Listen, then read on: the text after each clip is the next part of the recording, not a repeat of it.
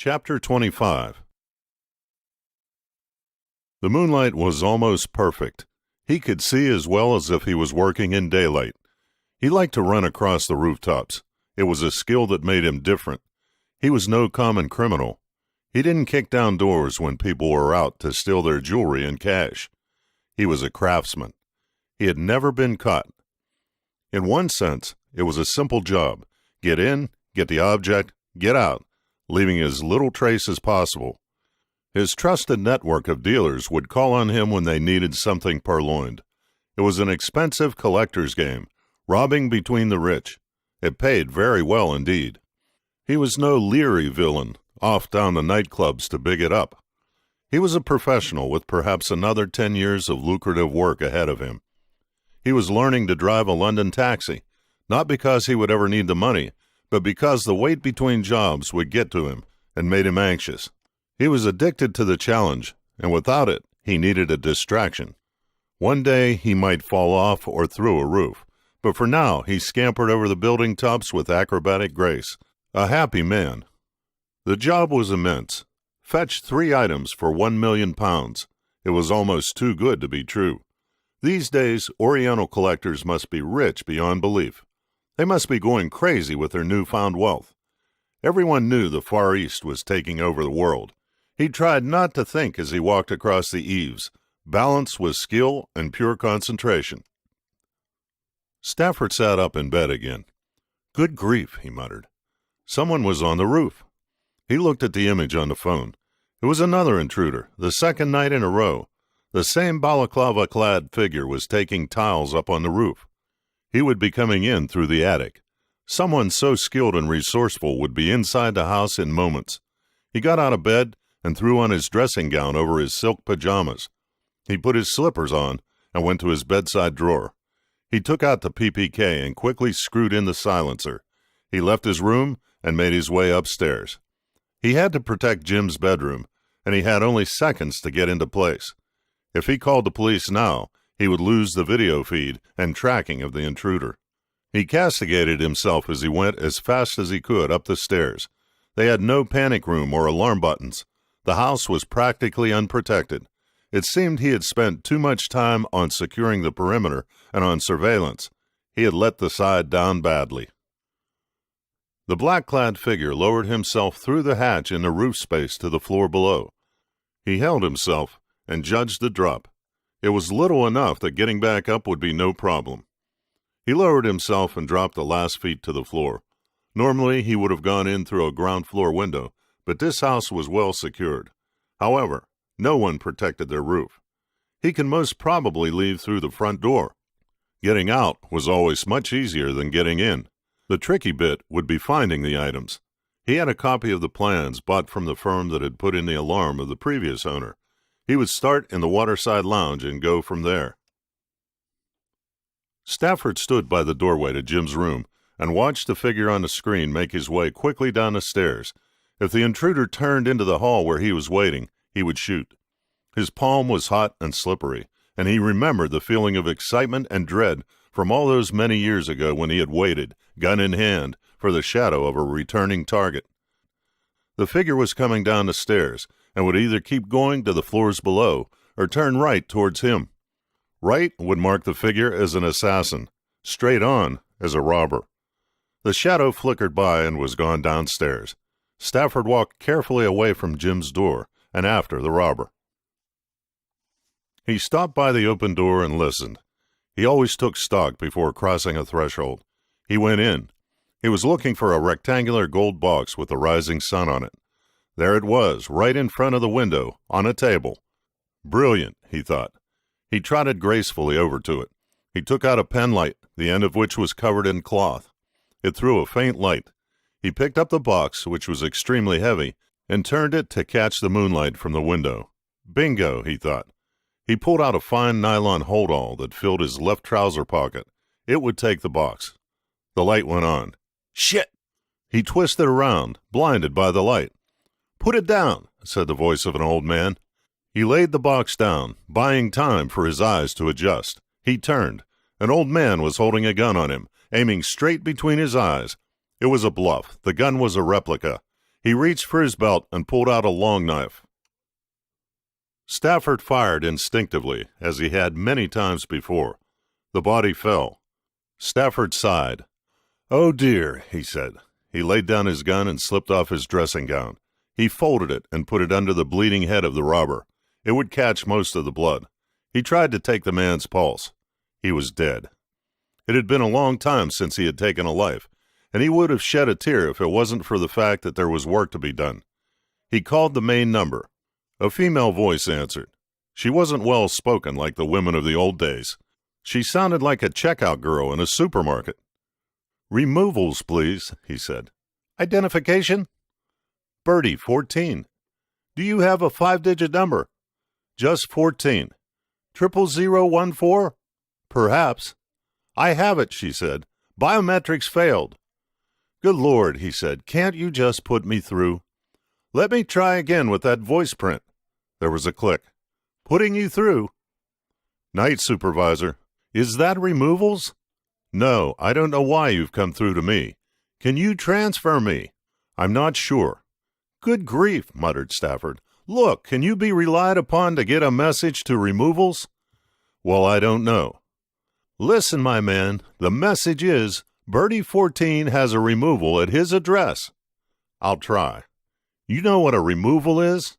"I think so." "Well, then, please try hard." There was the clattering of a keyboard. "Yes, sir."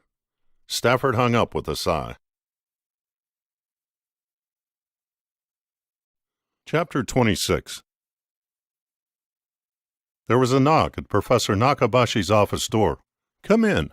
A tall, thin man in a black suit entered. His shirt was very white against the harsh black of his jacket. His cuffs almost shone as they poked out from under his sleeves. His hair was heavily oiled. Akira stood up and bowed politely. They exchanged cards. "Sensei, I have brought you your travel itinerary. The delay has been unfortunate." "I am none the less eager to go." "I have been asked to warn you that news has traveled far and wide." "Then I am honored that I have been selected to go." "You will have 2 companions from the DID for your protection." "I am grateful." "You fly tonight." Jim noticed the Persian rug in front of the table with the golden box. If he had been curious enough, he would have lifted it and found that an area of carpet beneath it had been cut away. He went to his computer and checked his email. Nothing from Jane. He opened his currency charts. Interest rates were going to explode in the coming month. He could jump on them and short bonds into the ground. DeVass wouldn't like that because DeVass was the guardian of the U.S. Treasury bond. He was the fund manager famous for his currency calls and his powerful hedge fund, when in reality he was the U.S. Treasury's market manipulator who propped up the giant superpower by being one step ahead of the market. Jim had no desire to play Samson and pull the temple down on everyone. He felt no need to dispel the illusion of money. The Turkish lira looked like it wanted to be tweaked. He could knock it back for a few million. He curled his fingers and stood up. "Ah," he grumbled. He had to get used to leaving the markets alone. Stafford came in with his morning cup of tea. He noted Jim was wearing the necklace. Jim noticed that Stafford was not his normal rosy-cheeked self. "You okay?" he asked. "Yes, thank you, sir," he said. "The storm has damaged the roof tiles, and I've been clambering around in the loft." "Don't go straining yourself," said Jim. "I'll try not to," said Stafford. Jim pressed his ribs. They were feeling much better. "I think perhaps, sir, that we might put the items in storage at a bank. Selfridge's has a very good facility, or the bank on the Strand." "Why bother?" said Jim. "You've turned this place into Fort Knox." "Very good, sir," said Stafford, smiling weakly. There was a fanfare from Jim's computer, and he shot out of his seat, clattering the cup down on the low coffee table. The fanfare meant only one thing, an email from Jane. "Hey, Jim, got leave, you free?" He called, but her phone went straight through to voicemail. "Of course, I'll clear all the decks. How long have you got?" He sent the email on its way. It was 3 a.m. on the East Coast, he thought. Maybe she was east of him instead. He paged through stock charts as he waited, occasionally buying stock in companies that looked like they were on the up. He was spreading some good news. He stumbled on an Italian retailer that looked like it was going to go bust unexpectedly. He looked up news on the company, and it was all good. Interesting, he thought. He was naturally inclined to short its stock there and then. He groaned. Why bother? The fanfare sounded, and he sat up straighter, a smile on his face. Don't know. Meet in Naples? Jim liked Italy. Or rather, he liked Venice, where he had stayed with the Vass. He pulled up Naples on Wikipedia. There was a picture of a bay. Oh, shit, he muttered. It's got a flipping volcano. Can we meet somewhere else? If he never saw another volcano, he'd be a happy man. A brush with death in the one at Las Palmas had been the start of it. Then, in short order, a lethal escapade in Congo under the erupting Mount Nyiragongo had nearly done for him. The thought of meeting Jane near Vesuvius just seemed like a bad idea. The idea of Naples pulled him back to the Italian store with the imminent collapse in its chart pattern. He looked at it closely. It would fold in a year or so. Negozio Mundo seemed to the entire world a hugely successful company. It sponsored the World Cup and Formula One. He fancied that its office must be set on the slopes of Vesuvius, just like Pompeii, ready to be swept away by an unpredictable and instantaneous disaster. But it wasn't sited under a volcano. Whatever the disaster was going to be, it wasn't a geological one. The fanfare blasted. Ha ha, okay, I'll come to London. Going dark. When? There was no reply. Jim looked at Negozio Mundo's stock price. It took all his willpower to stop himself firing up his trading robots to sell the company into the ground. He looked out at the river. The tide was going down nicely. He had forgotten. There was going to be a very low tide this morning. Stafford didn't. He entered the room with Jim's boots and his green padded coat. Jim jumped up. Thanks, Stafford, he said. You've saved my life. He went to the window and pulled on the boots. Jane's coming, he said. Very good, sir. Jim slung on the coat. Perhaps sir might like to leave the priceless crown of the Japanese behind. Oh, yes, said Jim, sliding it over his head. Wouldn't want to lose that in the mud. He noticed his butler had perked up. See you later. Jim laid out the contents of his pocket on the coffee table. He pushed aside the modern coins. The Romans threw away their small change, noted Stafford, picking up a bent piece of metal. Part of a silver watch case, he sniffed. Various buttons, Victorian or later. Harrington farthing from the reign of Charles I. Rather charming. Rivet heads. I thought they might be corroded coins. Sadly not. Stafford picked up 2 twin brass discs held together by a wire. Georgian cufflinks. That's it, said Jim, rummaging in his pockets. Hold on, there's this. There was a buzz from the front door. Musket ball, said Stafford, and tugged out his iPhone. There appears to be a Japanese gentleman at the door. Holy crap, said Jim, a phrase he had picked up from Jane. They went to the door. Hello, said Stafford, intent on the video of the view outside that had appeared on a console by the door. The Japanese man was looking at the door, awaiting a response. He was alone. Yes, said the caller. I have come to see Jim Evans' son.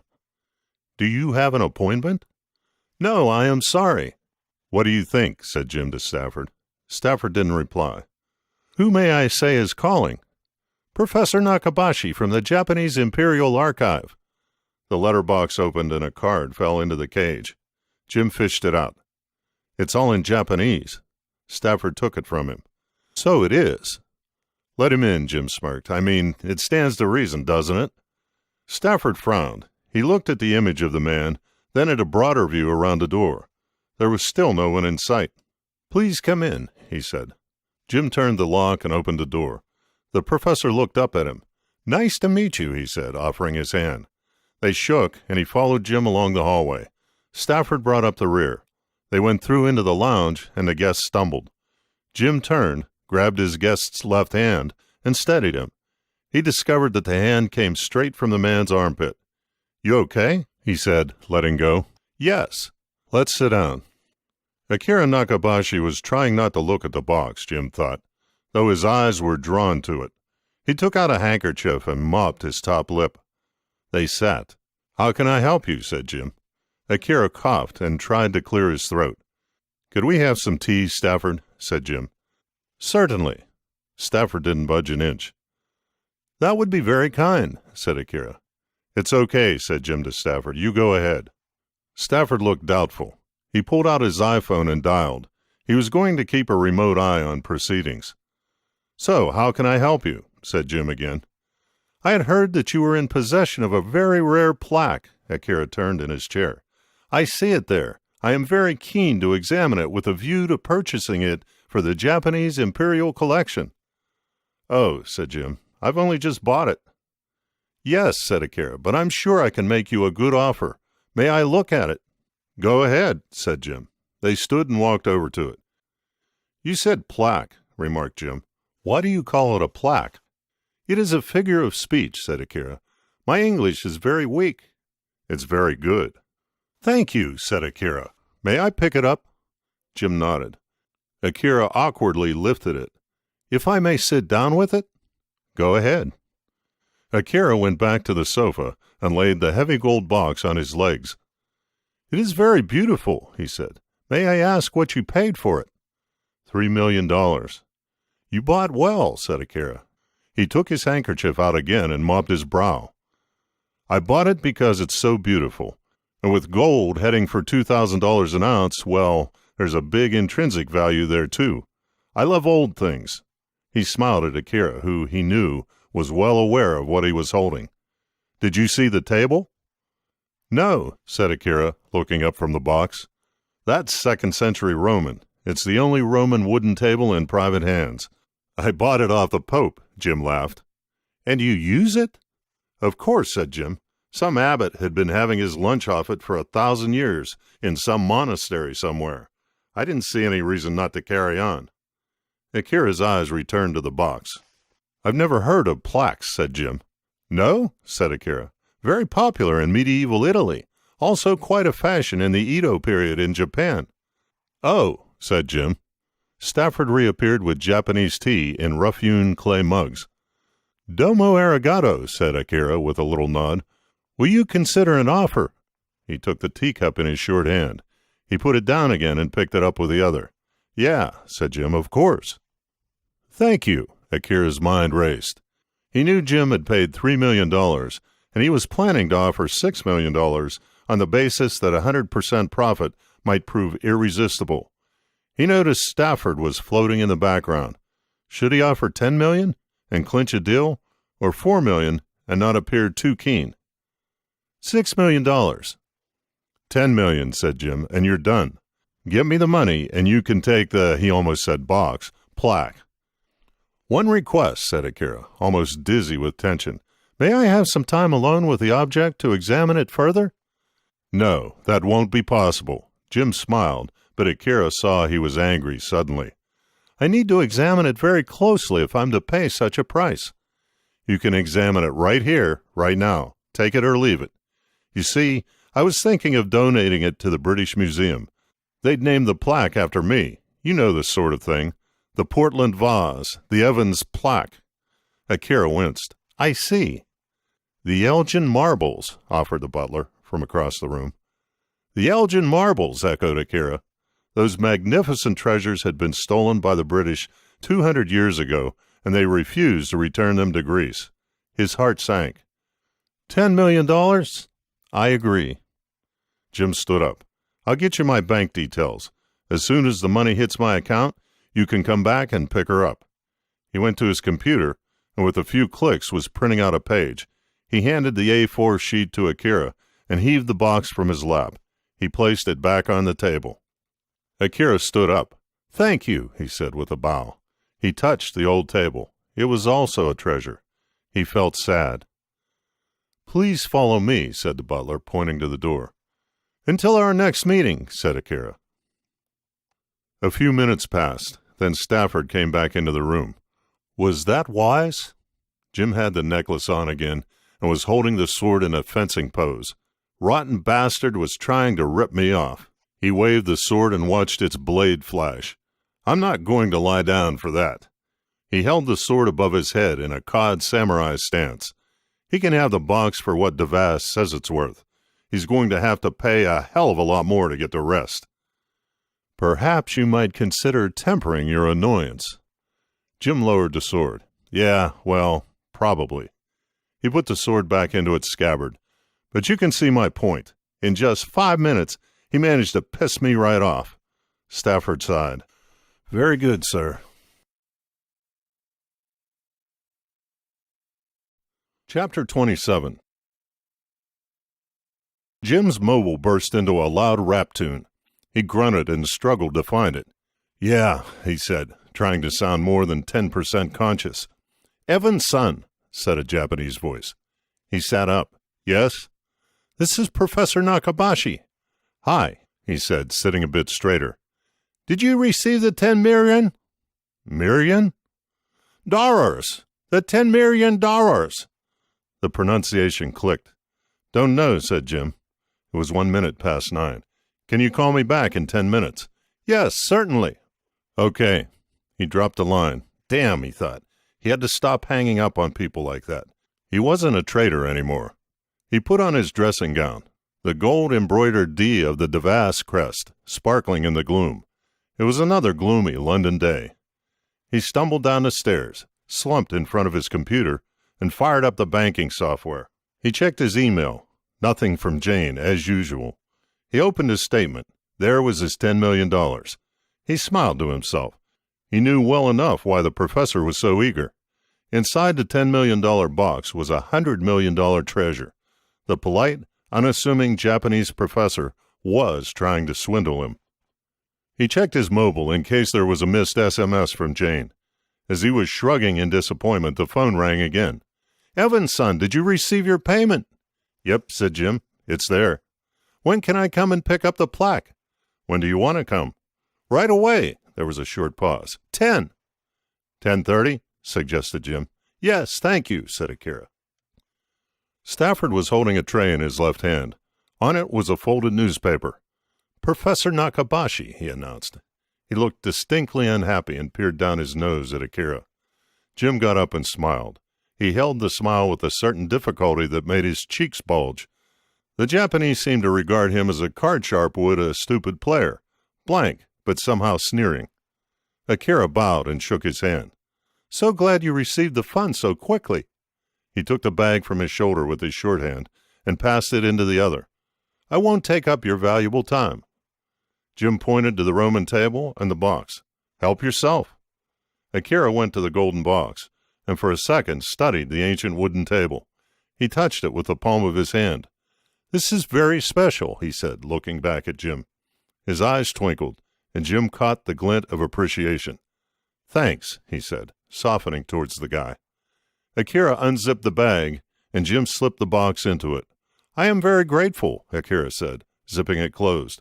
He swung it onto his shoulder. This object has a deep meaning, and I thank you. Jim felt Akira's sincerity, and his heart sank a little. He nodded, but didn't say anything. I will leave you now. I have a flight to prepare for. Stafford was standing in the doorway. Goodbye, said Akira. See you, said Jim. He turned away and went to his desk, watching with one eye the professor making his way quickly to the door. He might be buying an empty box on purpose, but his eagerness to leave was a little too obvious. He slumped in his chair. The situation felt very, as Stafford might say, unsatisfactory. Why couldn't people just be straight? Akira studied the box with his magnifying glass. He pored over every carved surface, every corner, indentation, scratch, and mark. He could see no evidence of a latch, hinge, or joint. He knew the release was the rising sun, which shone in the top right of the tableau. He knew it was the key, but he had tried it gently, and nothing had given him the slightest impression that it was anything but a carved surface. He had studied the box for 3 hours. He was now left with 2 choices: take it home for X-ray and microscopic analysis, or exert more force on what he believed to be the lock mechanism. He pressed the fingertips of his right hand to his forehead. It would be madness to risk damaging such a treasure to satisfy his personal curiosity. It would be the height of arrogance to try to open the box for his personal satisfaction and glory. He took his right hand from his forehead and stared at the golden sun. He leaned down and pressed on it with the palm of his short hand. He grunted with the effort, and there was a click. Ho! He gasped. With his left hand, he touched the sunken sun, tweaked it, and found it turned anti-clockwise. His mouth was open as he rotated it. Suddenly it rose up, and he pulled on it. There was another click. 2 lugs protruded from the side of the box, 2 golden catches. He knew the Imperial box had no traps in it. He pushed the catches in, and 2 rear ones opened. The front of the box lifted slightly. He took a deep breath, took the lid, and raised it. He shrieked and jumped to his feet. The chair flew with a crash to the floor. He could see the wax the regalia had been embedded in. It was freshly broken. Evans had found his way into the box, had taken the regalia, and sold him the empty shell. He fell to his knees and held his head, his left hand across his face, his right on his cheek. He was overwhelmed by utter despair. Chapter 28. The door buzzer sounded. "Yes," said Stafford into the intercom. "It is Professor Nakabashi." "Yes," said Stafford, who had known this the moment his iPhone had flashed on with the CCTV feed. "May I come in?" "I will ask." Jim nodded from further down the hallway. He felt a little nervous. This was going to be interesting, he thought. As he went into the lounge, he heard Stafford say, "Please wait a minute." He took the sword from the coffee table and put it under the sofa. He dropped his jacket over the mirror and necklace and sat down on the sofa. "Ready," he called. He took out his mobile and looked at it. There was a message he hadn't heard come in. It was Jane. He opened it. "On my way, tough guy." Jim's face lit up. He hit reply and was about to start typing when Professor Akira Nakabashi entered the room. Stafford stood behind him. Jim sighed and put the phone down. "Hi," he said. The professor looked very tense. A leather briefcase in his hand, he stood to attention and bowed. "I'm so sorry," he said, "but there has been some misunderstanding." "Really?" said Jim. "The box." "The box?" said Jim. "The box." "What box?" Jim stared at him challengingly. "The box I bought from you." "The plaque, you mean?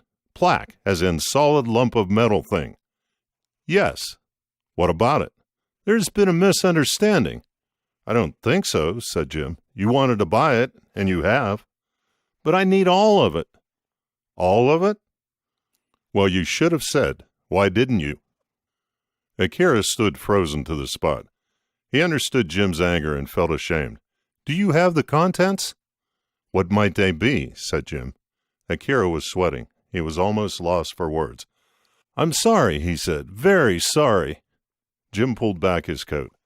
"Is that what you're looking for?" "Oh!" Akira groaned at the sight of the mirror and the jewel. He sat down on the sofa across from Jim. "You know," he said. "Yata? No Kagami and Yasakane no Magatama," said Akira. "May I?" he said. "Sure," said Jim. Akira picked up the mirror and looked into the distorting polished silver surface. His short arm appeared almost the normal length. His face seemed fresh and handsome, and he seemed blissfully happy. He was holding a legend, the sacred mirror that even the goddess of the sun could not resist looking into. The craftsmanship was almost divinely fine. He put it down gently and held out his hand towards the necklace. He looked at Jim for permission. "Go ahead," said Jim. Akira picked it up. It was made of the finest jade he had ever seen. The claw-shaped stones had a purity and depth of color that even the most perfect stones normally only held in their very heart. He imagined that stones of this quality must have been found when the world was empty. Then gems and gold had lain in streams, awaiting humankind to stumble upon them and scoop them up. Now we scuttle over the denuded globe, he thought, scratching for the leftover crumbs of a world once fecund with natural treasures. He had always argued that the jewel was a crown in the form of a necklace. Myth had the Yasakane no Magatama as a single gem, and he had disputed it in private with other scholars.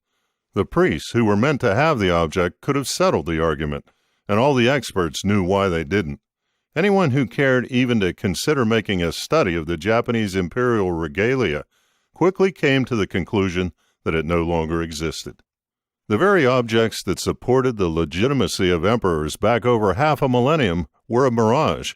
They had been lost for more than 600 years, and generation after generation had held faith with their symbolism and the legitimacy with which they imbued the state, while in fact they had been lost at sea. Who would have guessed they would return? Was it a miracle or a curse? He looked up from the deep green gems. The Englishman was holding something. His eyes bugged out. It was the sword Kusanagi. Akira froze. Evan's son held Kusanagi, the grass cutter. He put down the necklace as if in a trance. "May I, please?" asked Akira. "Sure," said Jim, holding it out. "Excuse me, sir," said the butler rather urgently, but it was too late. Akira held the sword, the hilt in his short hand. He felt a surge of excitement, and the world was suddenly bright and crystalline. The sword was destiny. In its metal, forged by legend, was a power so great that he who wielded it was invincible. Even the elements would obey him. The hero who held Kusanagi could not be defeated in battle or wounded. It vanquished all enemies. To carry it was to vanquish armies. Kingdoms fell before its blade. It had held the courage, valor, and might of Japan for 1,000 years. He sprang up and pulled the sword from its scabbard. Jim jumped out of his chair. "I must take these," said Akira loudly, raising the blade to threaten Jim. "Put the jewel and the mirror in my case." There was a crash. Akira looked around. The butler had dropped his tray and was aiming a pistol straight between his eyes. Even though he was 15 feet away, it was as if he could look up the barrel of the pistol. "Put the sword down," said the butler clearly. "There are no guns in Britain," cried Akira. "Please don't make me shoot you." Akira wasn't backing down. "I must take what is rightfully Japan's." "This is your final warning. Put the sword down," Stafford sighed. "Let me demonstrate." He turned his aim slightly. The pistol reported, and the picture window behind Akira shattered. The weapon was instantly aimed again between Akira's eyes. "You will not hear the next shot. Please spare me your execution." Akira stared pleadingly into the man's eyes. His life was over anyway. "Put the damn sword down," shouted Jim. Akira sheathed it, and Jim snatched it from him. "Damn it!" he spat. Now it was in his hand. He wanted to pull the sword out and chop the professor in half. He clenched the hilt in his hands, then let out an angry grunt and sat on the sofa again. "I think you'd better leave," said Stafford. Akira hung his head. He picked up his case and walked to the door. "I'm sorry," he said. "I'm so very sorry." Jim picked up the necklace and put it on. He felt a little better. He picked up the mirror, the sword on his knee. Akira looked back as he left the room. The light moan he let out was the muffled echo of a deep inner cry. Stafford watched the professor wander like a tipsy man down the road away from the house. He straightened his waistcoat and returned to the lounge. He walked in and went to Jim, who sat sullenly looking at his phone. "May I sit down?" "Sure, thanks for saving my neck." "My pleasure," said Stafford, lowering himself awkwardly onto the oversoft sofa. "I'm afraid I need to bring you up to date on the events of a previous night. I didn't want to bother you with them." "What events?" "Unfortunately, I had to shoot a man trying to burgle us 2 nights ago." "Where?" "Just by the table behind me." "Is he okay?" "No." "You killed him?" "Yes." "Oh, bloody hell, where's his body?" "Gone." "I shouldn't ask, should I?" "No." Jim got up, went to the Persian rug, and lifted it, grimacing in preparation for what he might see. A neat square had been cut from the carpet. He dropped the rug. "We need to put the items somewhere safe." Stafford stood up again. "Unless you say otherwise, I'll see to it today." "Why couldn't he have just done a deal?" Jim scratched his head. "Maybe they can't afford to." "Really?" said Jim skeptically. "That doesn't seem likely." "Maybe the professor can't afford to." Chapter 29.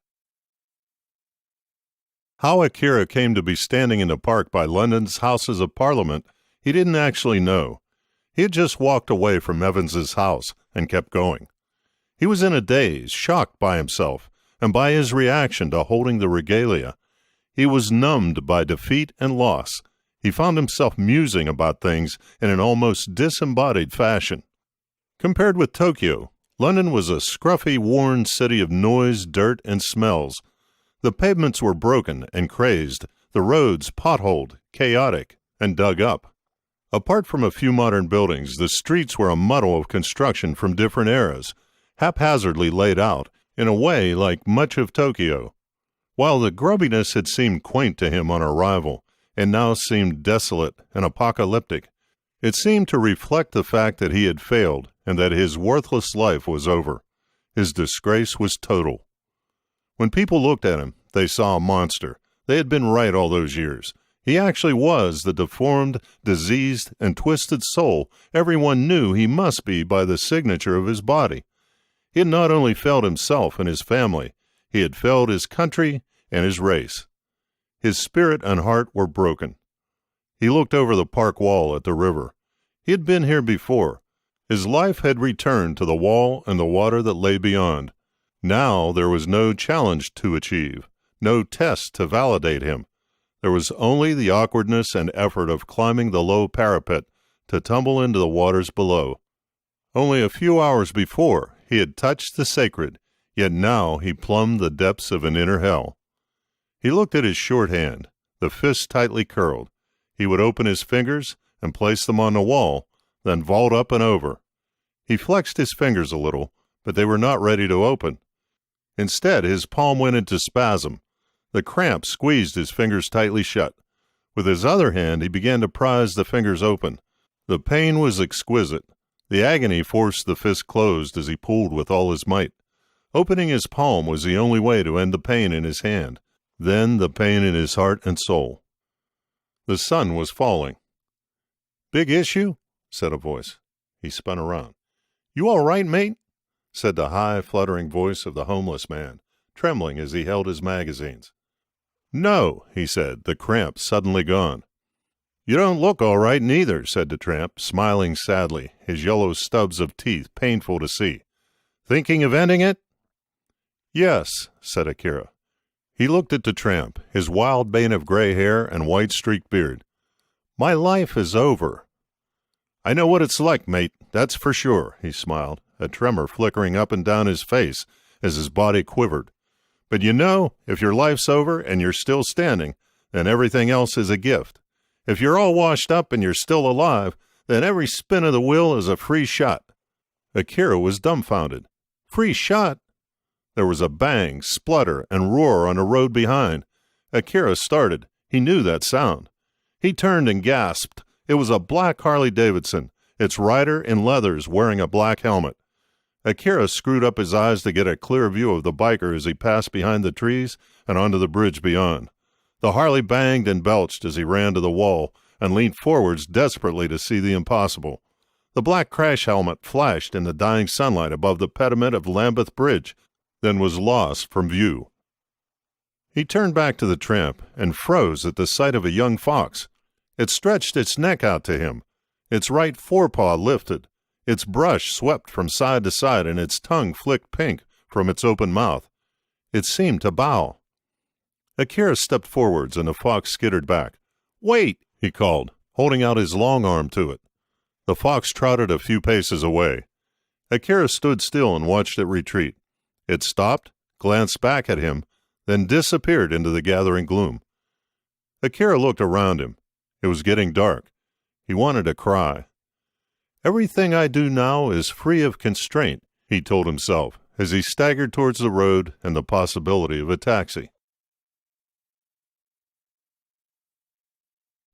Chapter 30. Stafford opened the door. He looked down at Akira. "What can I do for you today, Professor?" "May I come in?" "Mr. Evans is not here, and neither is the regalia." "May I come in anyway? Perhaps you will allow me to explain myself and then relay a message." Chapter 31. Jane's kiss was a bit like a punch in the mouth, and her first embrace like a mildly modified judo throw. Her body was even more snaky and athletic than when she had left him 3 months before. Her skin was tan mahogany, her black hair burnt to ash brown. She was lifting him off the ground with one arm. She was hard beneath her slim-cut clothes, not filling them as she had when she had left. There was a bedroom in his jet, and he was going to tell the pilot to fly the long road back. "Let's get out of here," he said. "Okay," she said. "But first you've got to put me down." Jim had never really wondered about the relationship between danger and the need to procreate, but it was certainly going through his mind as the Gulfstream sped down the runway. Jane was unbuttoning his shirt when the real acceleration kicked in, and suddenly the physics of weight, acceleration, and their relationship became very clear in his mind as they flattened him on the bed. Jane was laughing as the liftoff sent them down the mattress and into a heap on the bedroom wall. They arranged themselves in a sitting-up position as the plane rose into the air. She unpicked his buttons. "We'd better wait till we level out," she remarked. "Okay," he said, "but I've already got my seat in the upright position." "You sure have." She pulled his shirt open and ran her finger over the fresh scar across his ribs. "This is new," she said, giving him a sarcastic look. He gave her one back. "I've been meaning to talk to you about that." He started to unbutton her blouse. Below where her dark tan faded at the neck, the skin was perfectly white. He eased the buttons open and began to kiss her chest. Her body seemed to be melting under his touch. Hard, bunched muscles suddenly fluid, white skin becoming pink. She giggled. "Gee, it's been way too long this time." She grabbed a handful of his hair. He couldn't wait until they got to 30,000 feet. He pulled her belt end and unhooked the buckle. She pushed him off and rolled him onto his back, pulling his hand away from her pants. She pinned his shoulders down and licked his fresh scar. He shuddered, the disruptive nerves firing in a cascade of strange signals. "Tasty," she said. He unclipped her bra and pulled it off. Her nipples stood out from her flat, muscular chest. As he rolled her back, she had somehow managed to get his jeans undone. "Stop," she commanded. He propped himself up on one hand. "What?" "Take your socks off, you damn Brit, at once." He laughed. Okay. It proved difficult with his legs pointing up in the air as the jet soared into the blue. The front door swung open. Stafford was on the other side. "Oh, hello," said Jim. "Afternoon, sir," he nodded. "Afternoon, General." Jane smiled. "Colonel," she said. "Colonel?" inquired Jim, turning back. "I've been busted down. How else do you think I can get out and about?" Jim's concern showed on his face. "Don't worry," she said, smiling. "I asked for the demotion. It was either that or a permanent desk job." "I'm sorry," said Stafford, "but you have a visitor." "Visitor?" said Jim, his happy bubble popping. "From Japan." "The professor!" he exploded. "You're joking." "Going back to school?" asked Jane, innocently. Jim groaned. "It's a long story I was saving for later." "Sounds interesting," she said, following him. "Well, actually, now that you come to mention it, it is," he laughed. Akira got up as they entered. Jim noticed Stafford had had the window replaced. That was quick, he thought. "Professor," he greeted him, smiling as best he could. Akira bowed. Jim shook his short hand. He could feel the man's tension. "This is my girlfriend, Jane." She bowed, and Akira reciprocated. "How can I help you?" He threw himself onto the sofa. "I want you to sell me the objects." "Okay, sit down," said Jim. "No funny games this time, eh?" "No," said Akira, perching uncomfortably on the edge of his seat. Jane sat on the sofa arm. "First, I must apologize for my previous actions.